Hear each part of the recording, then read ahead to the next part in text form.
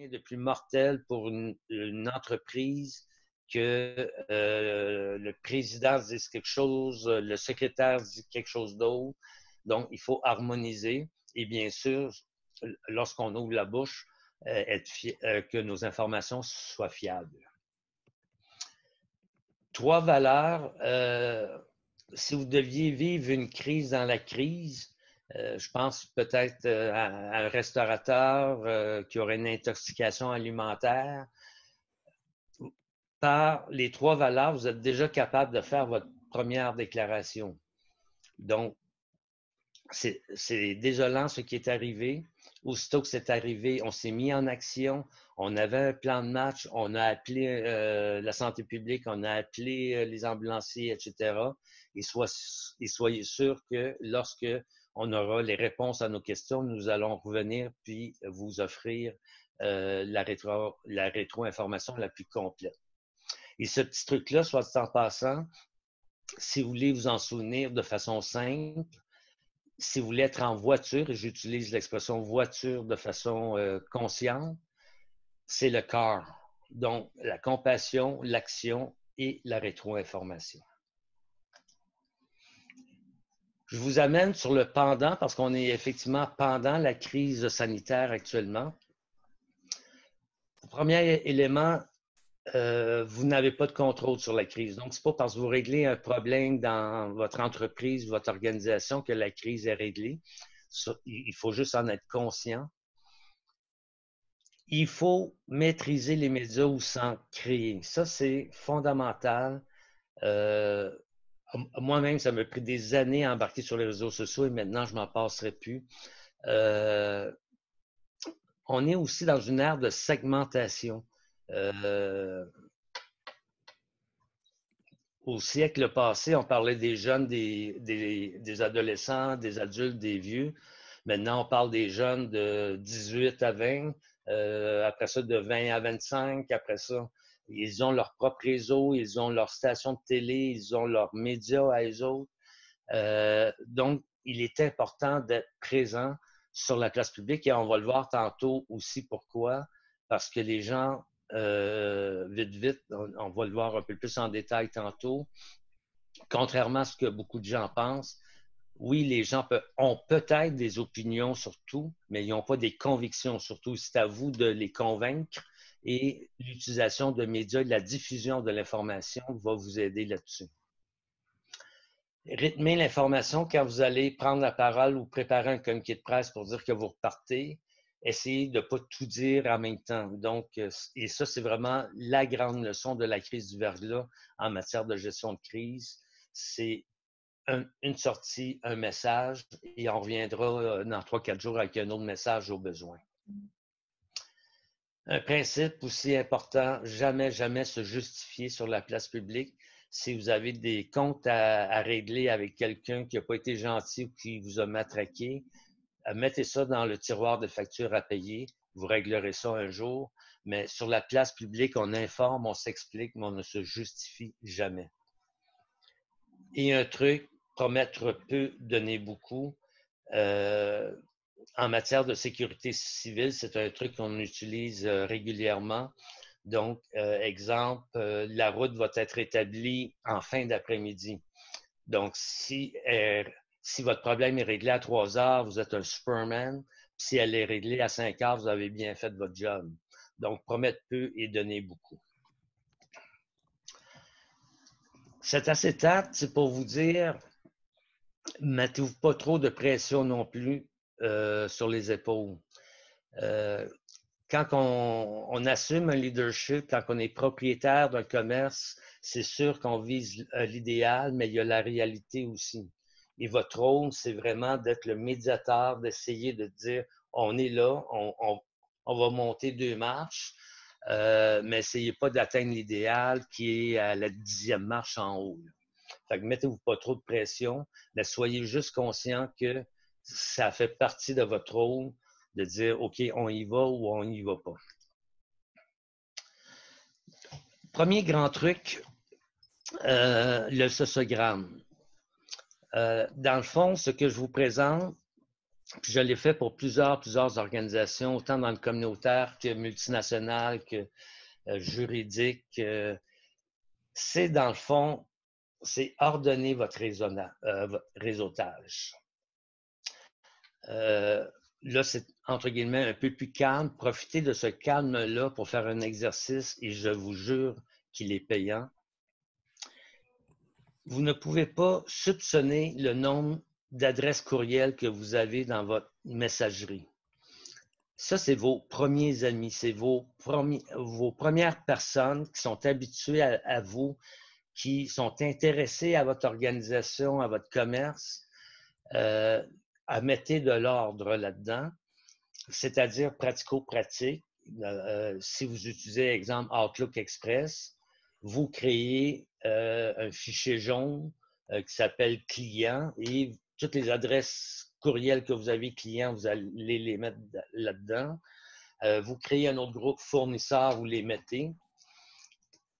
Juste pour vous donner un exemple, le dernier que j'ai fait pour une organisation qui avait à peu près 20 employés, ça nous a donné 780 noms. Donc, nous, on l'utilise actuellement, ces 780 noms-là, pour des infolettes, des newsletters. Mais c'est 780 personnes qui, dans la région où je l'ai fait, sont des gens actifs, qui sont soit des directeurs ou des directrices générales, soit des professionnels de haut niveau, soit des porte-paroles. Donc, ce sont des gens d'influence. Alors, par l'infolette, on leur dit, bon, on est vivant, voici ce qu'on fait. Dans votre cas, au niveau commercial, ça peut dire, voici la prochaine promotion qu'on va faire. Et la beauté de ça, si vous deviez vivre une crise au sein même de votre organisation, et on l'a déjà utilisé, cette technique-là, c'est on envoie un message rapidement à des gens d'influenceurs dans le milieu qui vont, exemple, sur l'heure du midi, vont dire Hey, as-tu entendu parler de il s'est passé telle affaire à tel endroit? Ouais, mais minute, le directeur général m'a écrit tantôt, puis il me dit que c'est pas vraiment ce qu'on a entendu à la radio. Donc, ça, c'est. Et aussi un autre élément pour le sociogramme, parce que c'est une personne qui disait comment faire de la publicité.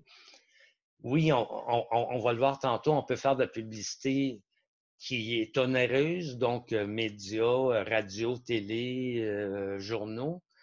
Mais le sociogramme, votre réseau, c'est vos premiers fidèles, c'est vos premiers gens qui sont sensibles à votre commerce. Nourrissez-les aussi. C'est aussi une forme de publicité, ça, également. Cet acétate, c'est pour vous dire que il y a une madame tantôt qui disait qu'elle a créé son entreprise seulement en janvier, donc 2 mois avant le COVID. Mais il y en a d'autres parmi vous qui étaient là depuis plus longtemps. Ce que je veux vous dire, c'est que on ne sait pas où qu'on s'en va, mais ce qui est sûr, on s'en va dans quelque chose qui est différent. Donc, prenez pour acquis, même si ça fait 5 ans, 10 ans, 20 ans que vous existez, quelque part, remettez le compteur à zéro et préparez votre retour comme si vous repartiez à neuf. Bien sûr, vous avez un inventaire, bien sûr, vous avez votre expérience, puis il faut en tenir compte. Mais ce que je veux vous dire, c'est ouvrir les perspectives parce que le processus de communication va être pareil. Donc, comme si on était nouveau dans ce contexte actuel du COVID, il faut se faire connaître. Donc, on est réouvert, puis voici les changements, puis voici ce qu'on va faire. Et entreprendre un dialogue avec la clientèle, ça vous êtes habitué, mais plus que jamais, il faut le faire. Donc, hey, ça serait le fun qu'on aille ça de plus. Moi, je pensais que tu aurais changé ton menu. Je m'attendais à des affaires plus différentes. Donc, on fait connaître, on échange, on effectue des changements et c'est là que les gens nous adoptent. C'est vraiment un effet domino. On ne peut pas demander aux gens de nous adopter s'ils ne savent pas qui on est, puis si on n'a pas eu des occasions d'échanger entre eux. D'où le sociogramme tantôt aussi. Hein? Ça peut être utile pour sonder votre clientèle sur leurs besoins et leurs attentes. Est-ce qu'ils ont des nouveaux besoins, des nouvelles attentes? Probablement que les gens vont dire, ben, j'ai plus peur d'aller dans le public que maintenant. Ben, OK, une fois ça dit, comment qu'on peut répondre à cette crainte-là. Donc, le sociogramme peut aussi être un outil pour sonder les gens. La spirale du silence, j'en ai fait référence tantôt. C'est une théorie en communication qui dit essentiellement un petit groupe bien organisé peut imposer une idée dominante dans la société. S'ils sont actifs sur les réseaux sociaux, s'ils sont présents dans le débat. Les individus, vous et moi, on craint l'isolement, on a peur de ne pas être dans la game. Donc, on écoute qu'est-ce qui se dit et plus qu'il y a une opinion qui est dominante dans la société, plus que les gens indécis vont aller s'accoter dessus. Pratico-pratique pour vous, ça veut dire quoi? Ça veut dire soyez présent dans les médias sociaux. Soyez présent pour publiciser, faire la promotion de votre organisation. Faites valoir les valeurs de votre organisation. Ça va rejoindre des gens qui vont aller s'accoter sur vous aussi. Donc, l'augmentation de la clientèle passe aussi par une espèce de conditionnement pour dire tes valeurs, c'est les miennes, c'est les tiennes, viens-t'en. Une dernière théorie que moi, que j'adore personnellement, et dans le contexte, il faut se remettre un peu en marche comme si on était nouveau. Encore une fois, sans oublier tout ce qu'on a comme expertise et comme inventaire et comme expérience. Mais il faut avoir un peu cette ouverture de dire on repart à neuf, là, un peu. Et quand on repart à neuf, c'est la théorie des innovations qu'on appelle. Je vais vous la résumer essentiellement. Et c'est vrai pour faire une révolution politique, une révolution écologique, comme pour vendre un nouveau savon, c'est toujours le processus suivant qui va s'appliquer. C'est-à-dire qu'il y a 2,5 % des gens dans la société qui veulent tout essayer, qui sont des gadgeteux, qui aiment tout ce qui est nouveau. S'ils aiment ce que vous faites dans leur propre réseautage, dans le premier rayon, deuxième rayon, troisième rayon de leur réseau à eux autres, il y a un 13 % des gens qui sont précoces, qui sont ouverts. Ah, OK, hey, j'ai un chum qui a essayé ça ou une chum qui a essayé ça, puis ben, je vais l'essayer aussi. Donc, on est rendu à 15 %. Ça, c'est le premier stretch à atteindre. Si vous avez un commerce, votre 15 % est peut-être plus facile à aller chercher parce que vous avez des fidèles, probablement, des gens qui reviennent à chaque mois, à chaque semaine, à chaque année. Donc, essayez de trouver des façons, des promotions pour les ramener vos plus fidèles. Une fois ce 15 % obtenu-là, là, ça commence à se parler pas mal dans la communauté. Et il y a un 35 % qui va dire ah, on m'a parlé de ça, hey, non, puis pas juste une personne, 3, 4, puis donc on pogne le 50 %. L'autre 35 % est un peu plus dur à atteindre. Aussi bizarre que ça puisse paraître, c'est celui-là qui est le plus dur à atteindre. C'est la majorité tardive. Ça, il faut vraiment qu'il y ait un mouvement dans la société pour dire hey, tout le monde pense ça. Si tu ne veux pas être à côté de la coche, embarque dans ce mouvement-là. Et dites-vous qu'il y aura toujours un 15-16 % des gens qui ne suivront jamais, qui n'achèteront jamais vos produits. Mettez pas d'effort là-dessus. En conclusion, les messages que je voudrais vous passer ce matin, essayez pas de trouver des nouvelles orientations vous-même, votre entourage, vos clients les plus fidèles, votre réseau personnel que vous avez, vos relations d'affaires qui dorment dans votre boîte de réception courriel, mettez-les à profit. C'est en groupe qu'on devient fort. C'est en groupe que les meilleures idées sont issues. entourez-vous dans ce processus-là de réorganisation ou qu'on se réinvente, entre guillemets, parce que dans le fond, on ne peut pas se réinventer tant que ça. Essayez d'avoir quelqu'un de l'externe. Et là, ce n'est pas le consultant à la recherche d'un contrat qui vous parle, mais premièrement, pour vous, avoir quelqu'un de l'externe va vous aider à faire une espèce de retraite fermée, puis à voir un peu plus large que juste par la fenêtre. Et une fois que ce bilan de l'état de situation va être fait, avoir quelqu'un qui a une perspective de belvédère que j'appelle un peu plus haut, va peut-être vous ouvrir de nouveaux horizons aussi.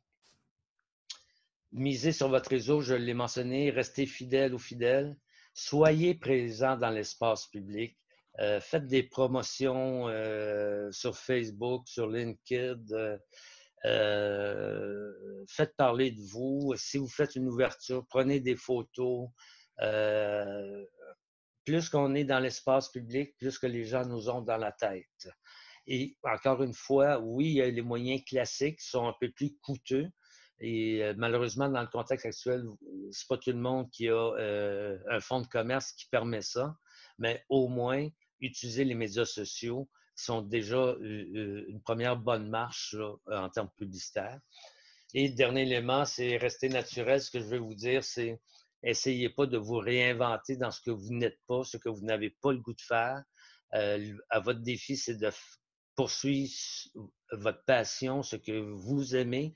Rester naturel, mais en même temps, encore une fois, il faut s'ouvrir et il faut avoir une espèce de réflexe mental pour dire, entre guillemets, je repars à neuf. Voilà, madame, si vous avez des questions, ça va me faire plaisir. Merci, Robert. Vraiment intéressant de voir que même en ces moments difficiles, ce qu'on a de construit, nos acquis, c'est encore l'élément avec lequel on doit travailler. Oui. Notre fonds de commerce, nos clients qui sont là, nos habitués, nos listes de communication, on a des acquis, on les met, on les retravaille et on les bonifie pour les amener à avoir un levier de ces acquis-là. C'est toujours la clé, c'est encore la clé du succès. On a, est-ce qu'on a des questions? Je ne vois pas de questions. Je vois des petits commentaires qu'on s'est partagés, mais je ne vois pas de questions. Est-ce que vous avez des questions à main levée? Vous pouvez, votre petite main, lever la main, me faire signe et je vous vois toutes. Sinon, on pourrait commencer tout de suite avec la présentation de Lisa. Merci, Robert. Ce fut très intéressant. Donc, je reste avec vous autres, mais merci. Puis, tu seras là en deuxième à la fin. Oui. Pour continuer ta présentation. Comme Lisa n'est pas... comme Lisa n'a pas voyons, je ne dirais pas, excusez-moi, c'est comme Lisa n'a pas de... Caméra, merci Lisa. Je vais vous partager sa photo pendant qu'elle nous parle, puis ensuite, je vais vous partager sa présentation. Donc, Lisa, je te lance la parole à l'instant. Donc, écoutez, Lisa. Quel plaisir d'être avec vous, sans caméra, mais avec beaucoup de joie et de plaisir d'être là. Je commencerai en disant que ce qu'on a à faire pour la relance, c'est d'être capable de jongler avec l'inattendu, l'imprévu, de faire avec, puis rester dans un esprit et dans un effort joyeux, parce que c'est ça qui fait la différence. Et c'est pour ça que vous avez ma photo et pas moi. C'est pas parce que j'ai pas le désir d'être là, c'est que il y a comme un mauvais esprit dans notre maison, je change d'ordinateur et la caméra résiste.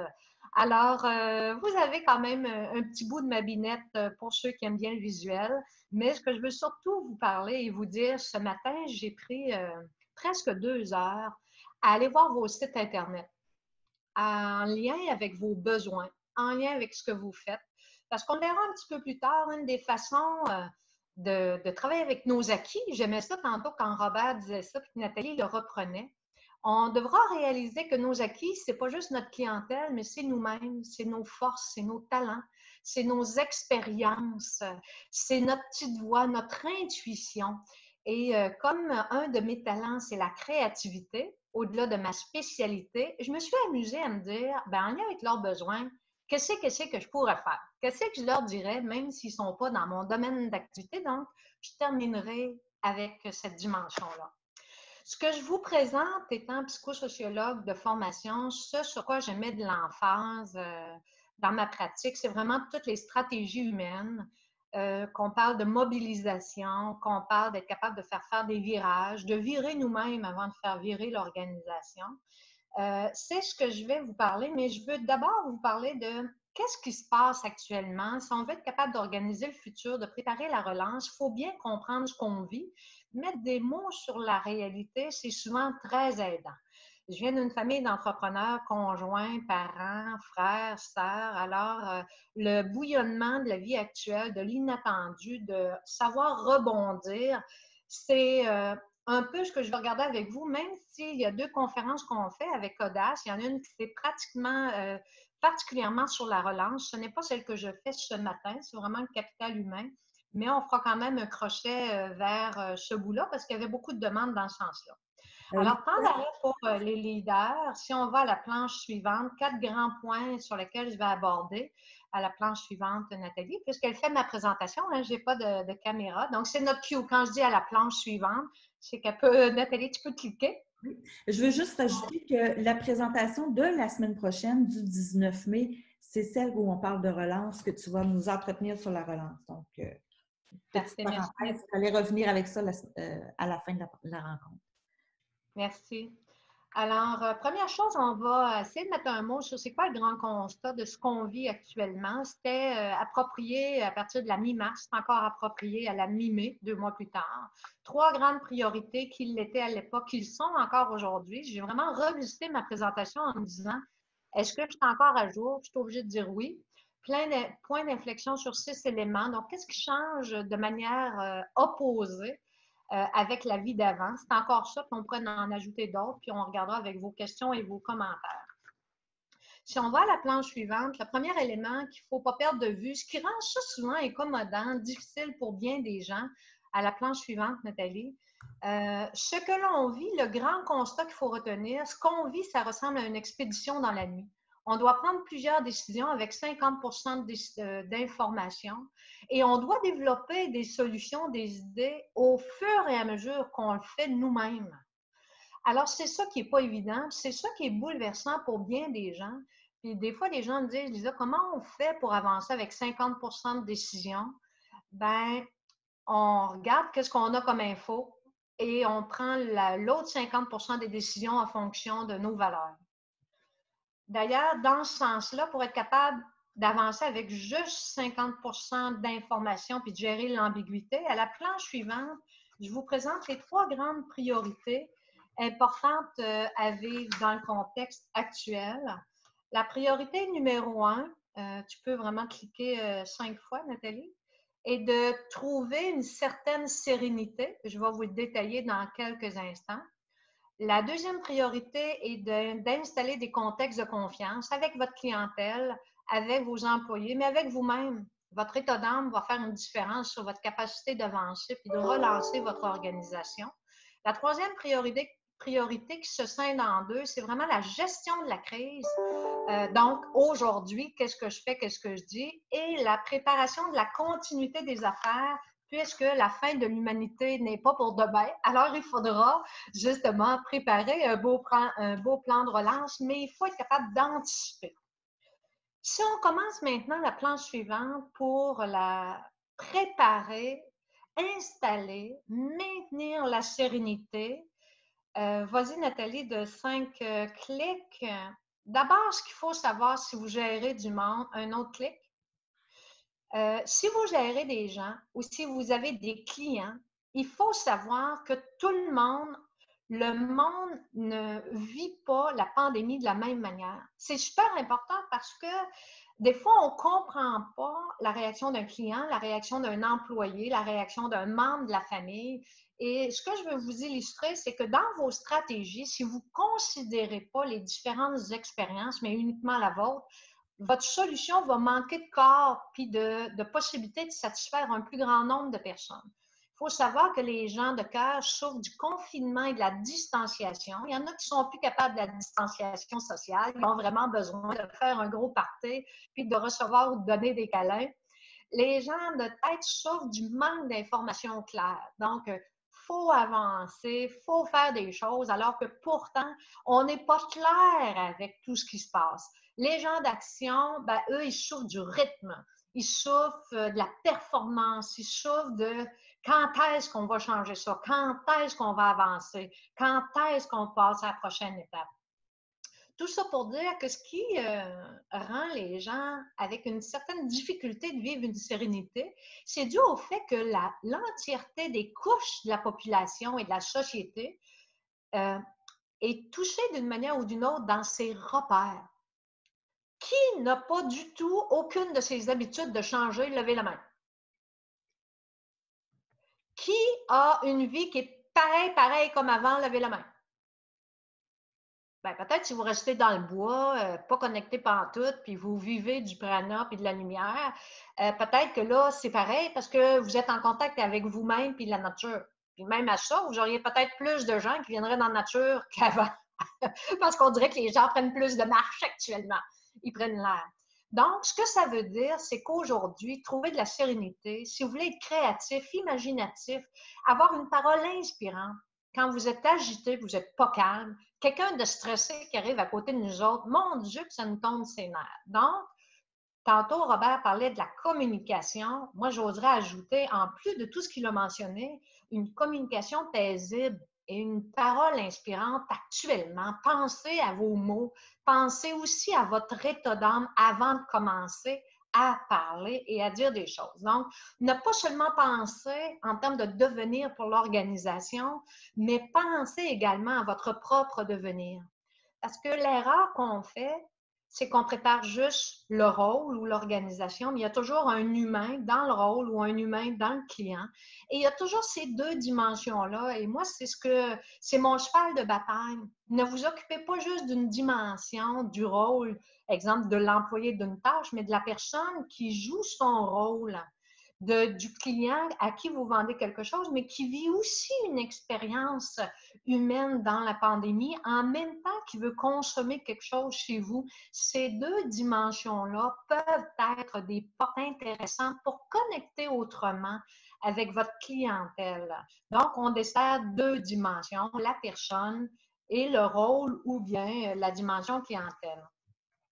À la planche suivante, toujours par rapport à trouver la sérénité. Alors, je veux vous dire, puis là, Nathalie, tu peux faire un 5-6 clics jusqu'à temps que tu aies un bout qui dit dans le contexte. Voilà. Vous êtes normal, mesdames et messieurs. Si vous avez envie de tuer quelqu'un, j'assiste à des colères ou de l'anxiété spontanée. Donc, si vous en avez dans votre équipe, c'est normal à un moment donné de développer, d'autoriser les membres de votre équipe ou même de discuter avec vos clients et de leur dire, accepter de les entendre, vivre une bouffée de bouleversement, puis de leur dire tout simplement, vas-y, je t'écoute, t'es normal, moi tout, je l'ai vécu, puis c'était hier. Chez nous, c'est rendu un running gag. Quand un membre de la famille vit un moment de trop-plein, ou même avec des partenaires, on a notre petit code de dire, bon, ben là, je suis dans ma bulle de pandémie, là, ça veut dire, tais-toi, écoute-moi, parce que là, je suis d'une vague, puis j'ai juste envie de chialer, critiquer. Fait qu'on se donne un petit 2 minutes, vas-y, let's go. Puis on se dit, ah ouais, go, come on down. Et là, on part à rire au final. Alors, si on ne sait pas ça, le chiolage va être plus fatigant, puis on va avoir envie de changer l'état d'âme de la personne. Allez pas là-dedans.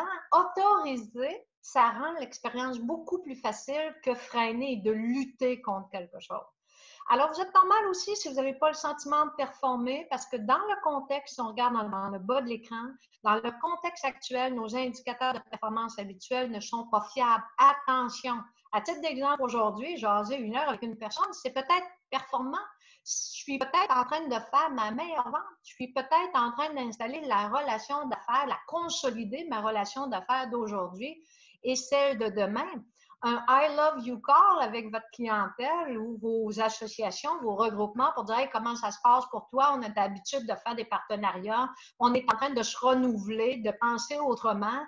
Mais comme on fait affaire depuis longtemps, y a-t-il quelque chose qu'on ne fait pas pour toi que tu penses qu'on pourrait faire puis ça ferait ton affaire? Ben, des fois, on se casse le bicycle, mais poser la question à nos clients, ben, c'est une autre belle façon de collaborer ensemble. Donc, vous êtes normal aussi si vous êtes brûlé, alors que pourtant, vous n'avez pas l'impression d'avoir fait grand-chose. Si vous avez l'impression que ça n'avance pas. Si vous avez, pour certains, si vous avez le réflexe de vous étourdir avec plein de choses à faire pour vous occuper, il n'y a rien qui bouge dans votre business, mais vous dites « j'ai pas le temps, j'ai pas le temps, j'ai pas le temps », vous vous mettez dans le jeu vous-même. Alors, ce que ça veut dire, c'est qu'on a besoin de sérénité. Comment on fait ça? Trouver une certaine sérénité. Ben voilà la planche suivante, Nathalie, puis ça va être tout pour ma première priorité. Ben, en fait, jusqu'à mise en garde, Nathalie, tu peux faire des clics. Alors, ben, on fait avec notre monde ou un autre clic pour terminer, on fait des touch points. Un touch point, c'est quoi? C'est je fais un appel. Quand vous n'êtes plus capable, vous avez envie de tuer quelqu'un, appelez quelqu'un. Ça me fait passer un de mes partenaires sur lequel je suis sur un CA. La première fois, quand il s'est ramassé en confinement, il disait hey, ça va être assez extraordinaire me retrouver à partir du domicile pour travailler. Il dit après 15 minutes, là, j'avais jamais remarqué mon divan en beige, puis le frigidaire s'est mis à partir, j'avais jamais entendu le bruit, je voulais tuer quelqu'un. Fait qu'il a appelé quelqu'un à la place de tuer quelqu'un. Donc, touch point. On a besoin de contact humain. Je vous recommande d'utiliser la vidéo. Le plus possible, il faudrait qu'elle fonctionne. Mais si ça ne fonctionne pas, au moins quelqu'un vous verra. Mais valorisez, si vous avez des employés en télétravail, des partenaires en télétravail, faites un appel virtuel, mais avec le visuel, pas juste avec l'audio comme vous m'avez actuellement. Mine de rien, moi, je vous check la binette pendant que je parle. C'est vraiment très agréable. Alors, partagez de manière authentique votre état d'âme. Essayez pas de cacher ce que vous vivez. En même temps, épanchez-vous pas dans toutes les petites coutures de votre expérience. Entre rien et tout, ben, je pense que vous avez de la place pour être capable de dire oui, c'est pas évident. Fait que comme ça, au moins, vous aurez un point de connexion avec d'autres humains. Je vous l'ai dit tantôt, les humains vivent la même chose que vous. D'ailleurs, on dit qu'au cœur de notre singularité, on rencontre l'universel. Quand je ne sais pas quoi faire avec les autres, j'ai juste à me connecter sur mon expérience. Ça va m'enseigner beaucoup sur comment prendre soin des autres quand je me connecte à ma propre expérience. Se faire des petites routines parce que la pandémie, ce qu'elle a fait en premier, c'est qu'elle a brisé nos routines. Le stress vient beaucoup d'un manque de contrôle, vient beaucoup de l'imprévu, de la menace de l'ego. Je me sens menacée. Je ne contrôle pas ma réalité, il y a trop d'imprévus. Donc, la seule façon, une belle petite façon, c'est de se créer une routine. Exemple, le matin, comment je commence ma journée maintenant? Sur tout ce que je ne contrôle pas, qu'est-ce que je pourrais installer de manière récurrente? Parce qu'actuellement, plusieurs personnes ont trop de nouveautés puis ils manquent de vieux un peu. Ils manquent de vieilles réalités qui les laissent sans réfléchir. Quand notre esprit doit réfléchir tout ce qu'il vit, il s'épuise. Alors, on a un épuisement émotionnel puis un épuisement mental. Donc, la routine permet de mettre un petit peu de calme. Alors, si c'est de faire du sport, si c'est de faire du casse-tête, si c'est d'écrire ce qui va trop plein, d'appeler votre chum toujours à la même heure, ben, il n'y a pas de souci. En fait, la routine qui fait du bien, on ne juge pas ça. S'occuper autant des employés dans le rôle que de la personne, on le dit. Puis attention, quand on n'est pas serein, la mise en garde est très importante. Les émotions temporaires sont bien mauvaises conseillères pour prendre des décisions permanentes. Alors, quand vous êtes vraiment émotif, donnez-vous 24 heures avant de bouger puis de prendre des grandes décisions. À la planche suivante, la deuxième priorité que vous avez à faire, qui est extrêmement importante, autant avec votre clientèle qu'avec vos employés, c'est créer un contexte de confiance. Comment on fait ça et pourquoi d'abord créer un contexte de confiance? C'est que dans les situations de crise, les sources de vérité sont plutôt rares. Alors, on doit être une source d'authenticité et de vérité. Nos clients, certains ont peut-être peur de commander s'ils commandent à distance de peur qu'on ne livre pas ou qu'on ne soit plus là, donc ils perdent leur argent. Donc, comment on va communiquer et avec confiance qu'on est là? Comment on va rassurer aussi nos employés sur la suite, sur leur travail, sur qu'est-ce qui va s'en venir? Alors, créer un contexte de confiance, ça ne veut pas dire de dire ce qu'on ne sait pas puis de mentir. Ça veut dire qu'on ne sait pas tout sur demain. C'est ça qu'il faut dire. Ça peut vouloir dire qu'on a certaines inquiétudes. Il y en a qui sont bien avec le 2000 $ à la maison. On a l'inquiétude qu'ils ne veulent pas revenir puis que le 2000 sera plus satisfaisant qu'autre chose. On a l'inquiétude peut-être que on ne sait pas demain notre offre de service à quoi elle va ressembler. C'est la vérité, ça. On a aussi des fois des inquiétudes que des gens ont peur de la maladie puis que certains ne veulent pas entrer travailler parce qu'ils ne veulent pas mourir. Je l'entends beaucoup de clients. Lisa, j'ai peur de mourir. Alors, on peut aborder ça avec eux puis de dire, écoutez, on a besoin, j'ai besoin de vous, j'ai besoin de votre aide. Je ne sais pas tout, mais ce que je sais, c'est qu'on va pouvoir avancer ensemble.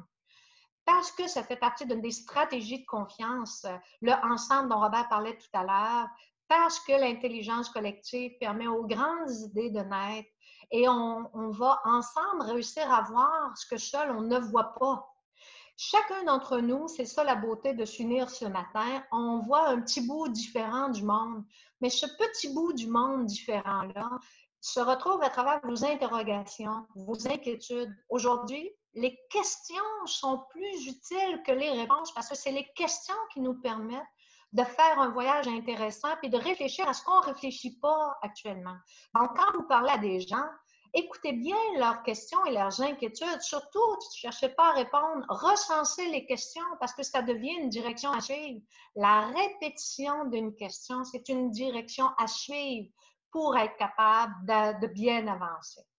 Alors, aussi, comme leader, demandez-vous qu'est-ce que j'aimerais entendre de la part de mon monde ou de ma clientèle au sujet de mon leadership une fois que la crise sera terminée. Je pense entre autres à Dominic Brown qui a fait une sortie parce que un de ses fournisseurs a fait une montée contre le gouvernement en disant « Occupez-vous donc davantage des entreprises plutôt des CSLD. » Je suis jamais capable de bien dire l'acronyme, mais en tout cas. Et il a dit, ben écoute, moi, là, c'est mes bâtisseurs, ça fait partie de mes comportements clés. Puis si tu fais partie d'un de mes fournisseurs, ben moi, je vais te sortir parce que c'est pas vrai qu'on va prendre soin des entreprises avant de prendre soin de nos bâtisseurs. Alors, ces commentaires-là que vous faites actuellement, c'est temps, j'ai vu sur le site de plusieurs personnes des valeurs, j'ai vu entre autres sur un site la solidarité, l'entraide. Ben OK, comment on va parler de ça actuellement? Si c'est votre matière dans le quotidien, en temps de crise, ça devrait être vos repères pour organiser le futur. Quand on parle maintenant, la planche suivante, de gérer la crise avec votre monde ou avec vos clients, moi, j'aime bien le touchpoint. Tu sais, quoi qu'on a à dire, si vous avez des employés, vous devez avoir une communication qui vient présenter ce que vous avez comme info, puis les questions que vous vous posez pour lesquelles vous n'avez pas d'infos. C'est un beau moment pour recueillir l'information de votre équipe au niveau de vos employés, mais vous pourriez décider, si votre site Internet est possible, de vous mettre, d'avoir un blog avec votre clientèle pour permettre les questions-réponses, mais aussi permettre, il y a des sites Internet qui permettent aux clients d'échanger entre eux pour dire ben, comment je fais ça, moi, j'aime danser, j'aime être en mouvement, mais comment on peut faire ça, être en mouvement ensemble? Comment fais-tu être en mouvement si tu ne viens pas dans notre studio? Comment tu fais ça? Ben, peut-être qu'on peut créer ces espaces-là collaboratifs pour mettre les gens en échange sur leur truc, dans ce qu'ils aiment. S'ils aiment bien manger, puis venez chez nous parce qu'on est un peu singulier dans notre approche, bien, permettons aux gens de dire leur truc, puis ben, tissons du lien, puis intégrons-nous dans les trucs, dans les chroniques. Ricardo s'est mis à faire des petites démonstrations de ses recettes. Ben, écoutez, s'il ne fait pas d'argent parce qu'il ne vend pas, il se fait certainement une grande pub et tisse énormément de contacts et de partenariats. Esquad, qui a été fondée par Audace, qui chapeaute toute cette initiative-là, ben, ça vient justement de ces gens-là qui ont des valeurs du collectif, de la collaboration. Puis cette valeur-là, ben, ils ont appelé leurs partenaires. Moi, j'aurais jamais parlé à Robert si Audace n'avait pas eu l'idée du ensemble. Alors, peut-être que vous pouvez réfléchir au ensemble à travers votre clientèle et vos partenaires également.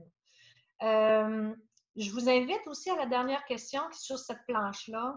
comment vous pouvez augmenter votre niveau d'énergie puis vous assurer de rester en forme pleinement pendant la crise, puis suite à la relance, parce que si vous n'êtes pas vigilant à votre état d'énergie, ben ça va se paraître dans votre communication, mais dans vos idées aussi.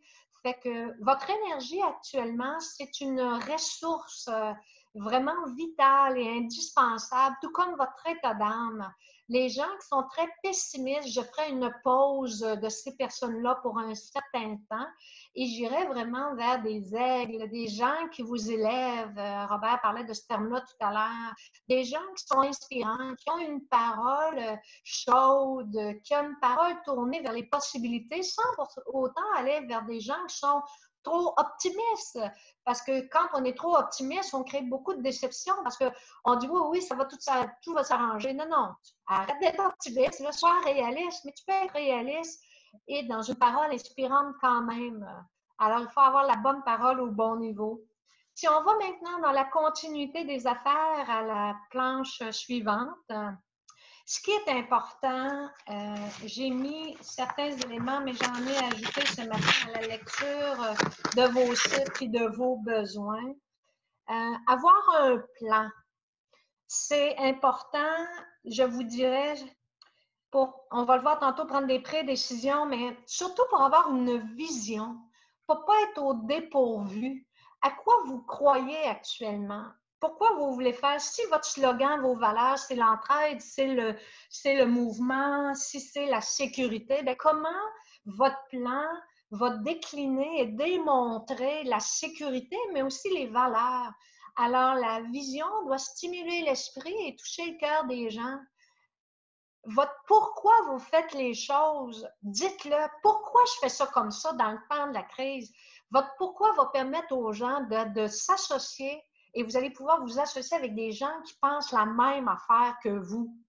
Audace, pourquoi je me suis associée avec eux, c'est que pour eux, ils voulaient donner. Ce matin, réaliser que ce qu'on fait, c'est gratuit.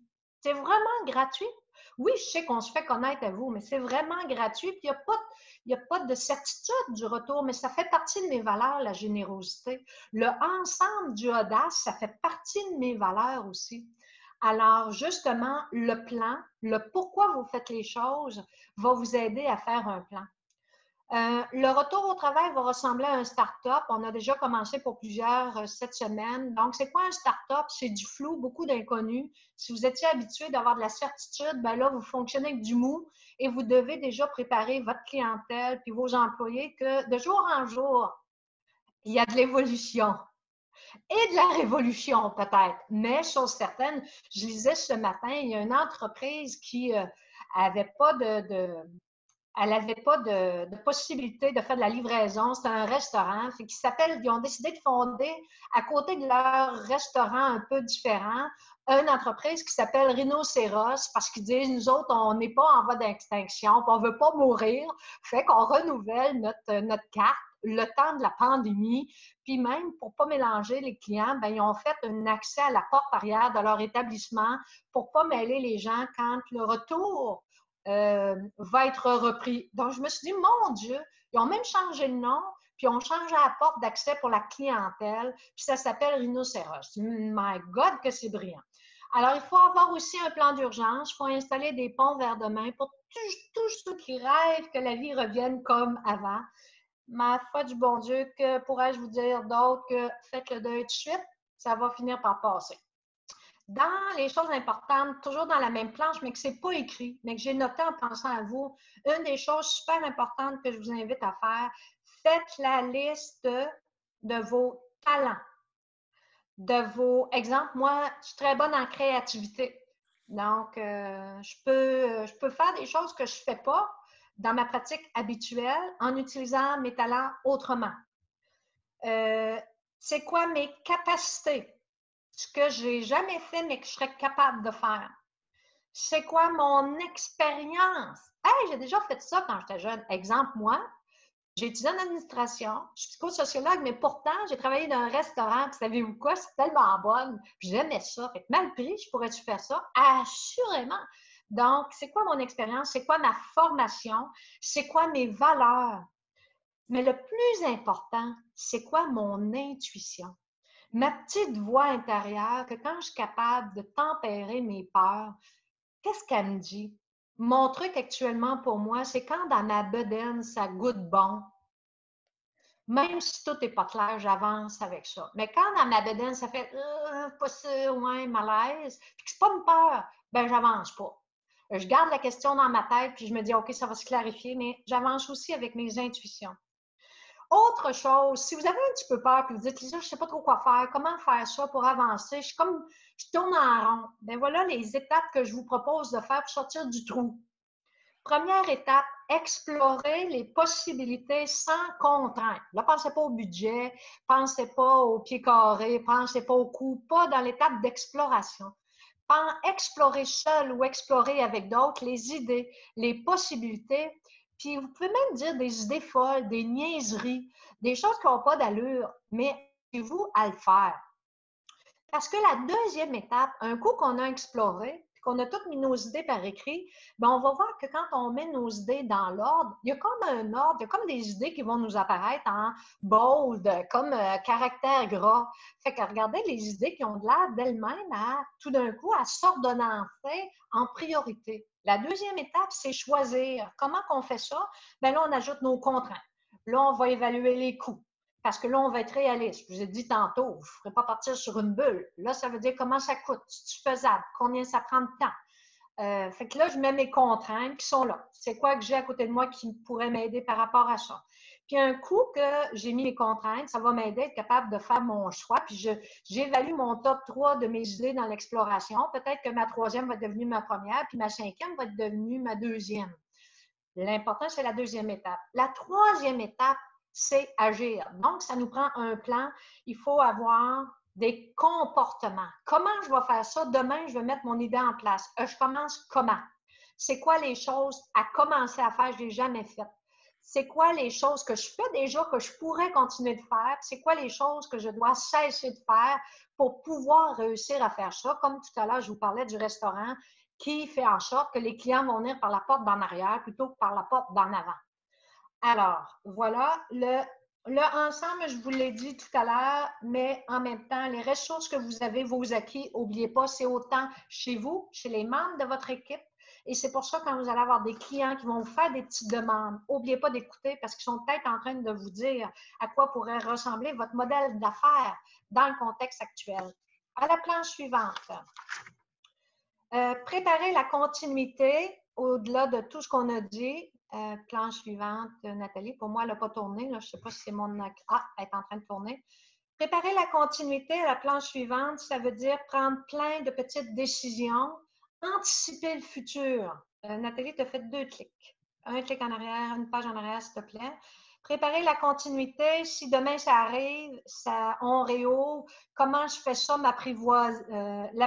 l'approvisionnement, comment je fais ça, protéger mes TI si ça plante, comment je fais ça au niveau des mesures de sanitation. Plusieurs d'entre vous avaient ces questions-là.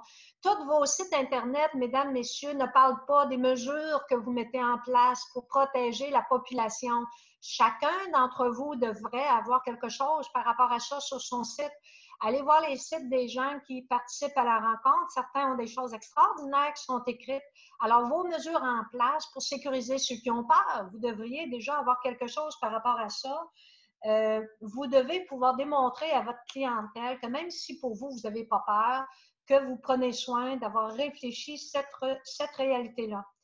À la planche suivante, comment vous allez réintroduire la main-d'œuvre? Comment vous allez... Qui va rentrer en premier? Le matin même, comment vous commencez ça? Faites-vous une petite rencontre? Là, vous devez faire attention à éviter les grands rassemblements avec les employés. Mais comment vous commencez? Qu'est-ce que vous leur dites? Comment vous leur dites qu'est-ce qui a changé? J'ai une entreprise qui me dit, nous autres, Lisa, j'ai obligé le port du masque à longueur de journée.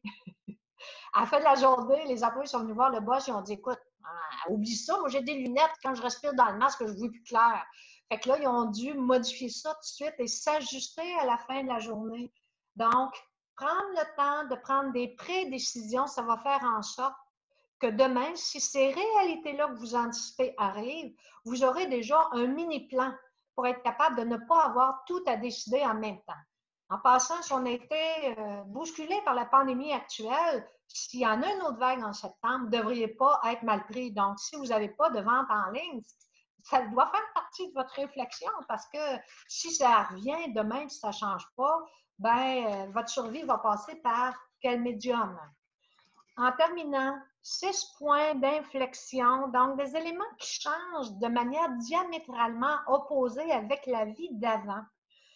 La façon de réfléchir votre réseau de distribution. Avant, on était axé comportement du consommateur. Les strates d'âge et les habitudes, on développait les réseaux de distribution, la façon de vendre nos produits par ce chemin-là. Maintenant, on doit réfléchir notre réseau de distribution, notre façon de vendre nos produits en étant capable de rester en opération et de sécuriser la clientèle. L'environnement de travail, possibilité de diminuer le pied carré de terrain. Alors, le télétravail a une recrudescence.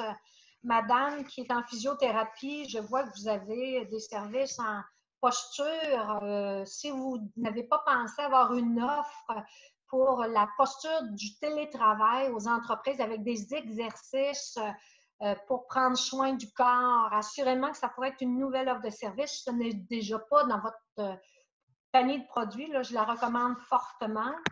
La planche suivante au niveau de ce qui change, l'achat Québec, l'achat régional. Alors, packager une offre de service dans votre région, exemple à Rimouski, des gens qui ont la même offre que vous ou une offre différente de vous, pourquoi pas se regrouper pour packager à 2, à 3, à 4 ou à 10 entreprises une offre régionale. L'achat Québec ou l'achat régional, ça peut être une belle opportunité de créer des parcours d'achat ou une offre d'achat plus formatée plutôt qu'individuelle. Il y a des sites Internet comme Mazone, j'écris la zone, mais Mazone, c'est un site qui est en train de se mettre sur pied pour promouvoir les produits du Québec. La main-d'œuvre, à l'époque, difficulté, à l'époque, c'est comme très loin, mais c'est il y a une couple de mois, on s'arrachait la main-d'œuvre. Maintenant, il y a plus de présence et de disponibilité de main-d'œuvre, de la réalité d'immigrants qui sont plus là aussi, qui peuvent faire une différence. Les deux autres derniers points, la planche suivante, une des choses très différentes d'avant, c'est toute l'hygiène publique. La façon de créer contact à la planche suivante, Nathalie, façon de créer contact avec la clientèle, c'est se donner la main. Pendant un bout, ça va être out. Le cash coule à flot. Le cash coule à flot avec tous les programmes. Il y avait une personne qui demandait c'est quoi les programmes gouvernementaux. Moi, je ne suis pas une experte de ça, mais les institutions financières et les comptables ont des listes très claires de programmes. Faites-leur la demande. Ça va être très facile pour vous d'avoir la réponse à cette petite question. Alors, il y a énormément de programmes, mais il y a beaucoup d'inquiétudes. J'avais une personne en assurance en service financier. Je vous invite à appeler vos clients en leur posant 2 questions. Parce que sur Google, une des recherches principales de la clientèle, c'est au niveau de la finance. Leur demander as-tu des préoccupations financières actuellement? Puis s'ils n'en ont pas, la deuxième question et le commentaire, c'est de dire si tu n'es pas préoccupé par l'argent, tu as donc des projets en tête. C'est quoi tes projets actuellement? Je peux-tu t'aider dans ça? Donc, il y a des belles façons d'arriver à notre clientèle. En terminant, 2 citations d'Einstein et une image. J'ai pris plus de temps que d'habitude, j'en suis désolée pour mes collègues. Nathalie, la planche suivante pour Einstein. Le monde que nous avons créé est un processus de notre pensée et ne peut être modifié sans changer notre façon de penser. Donc, les problèmes ne se règlent pas par la pensée qui en est la cause. Il faut savoir renouveler sa vision du monde. Mais à l'image, la dernière image qui suit la fin de ma présentation, c'est peu importe ce que vous ferez, regardez bien l'image, votre plan aura beau être aussi parfait, la réalité sera probablement ce qui va se passer à côté. Alors, tout comme moi, j'aurais aimé vous voir ce matin, mais je n'ai que la possibilité de vous voir, mais pas la possibilité d'être vu par vous. Voilà.